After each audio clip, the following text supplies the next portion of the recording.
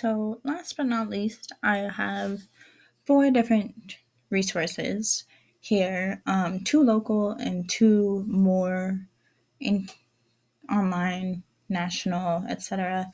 Um, that deaf students can utilize or their parents can utilize in order to make their experience in mainstreaming a little bit easier.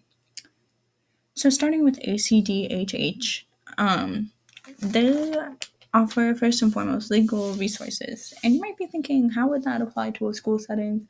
But oftentimes you might need legal resources if you feel like A, your child is being discriminated against, B, if you want to counter their IEP decisions, um, if you feel like your child is not being given,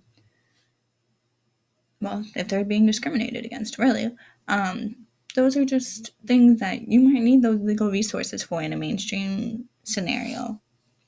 Secondly, they offer self advocacy resources, which I thought was a very important thing. It's always good to know how to be a good self advocate, and this kind of tells you, what are your rights, know them, know how to use them, know how to effectively communicate them, and know how to keep yourself safe.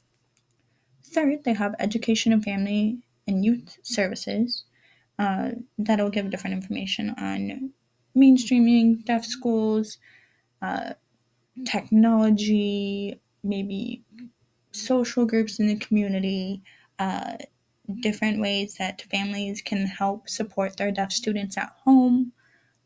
All very important information, especially if you're just starting out in the mainstreaming game. Um, Fourth on there, they have AZTEDP, and that stands for the Arizona Telecommunications Equipment Distribution Program, which kind of helps deaf and hard of hearing individuals here in Arizona gain equipment that would make their life easier in primarily education settings, in office settings, in day to day life. They offer just kind of the best way to telecommunicate, to do, learn how to do cart, just all that different kind of stuff. Um, and it's all definitely very useful information. Moving on from there, they have deaf and blind services as well. And lastly, on that, they have an FAQ page that is full of different resource pages, a ton of really good questions that you might not even know you needed the answers to. Just different things that are helpful for students and their families in navigating hearing loss and deafness, especially in school setting.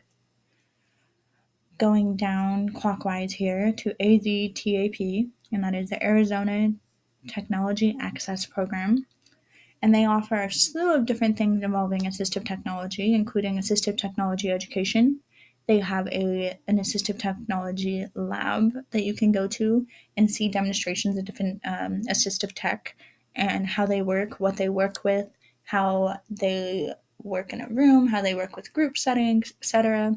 They offer assistive technology consultations, which can help you figure out which type of tech is going to work best for you.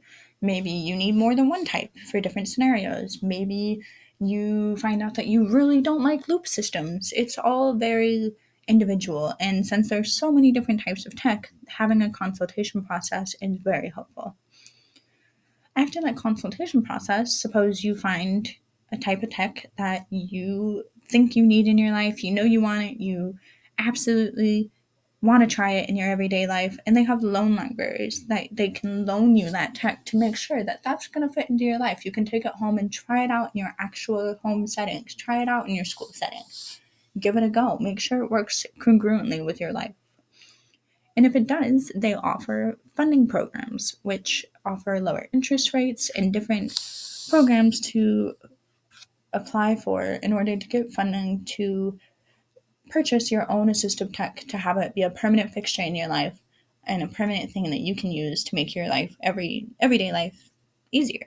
Um, Examples of that might be the Roger Pen, might be the Bluetooth loop system, might be just so many different types of tech, especially in the classroom.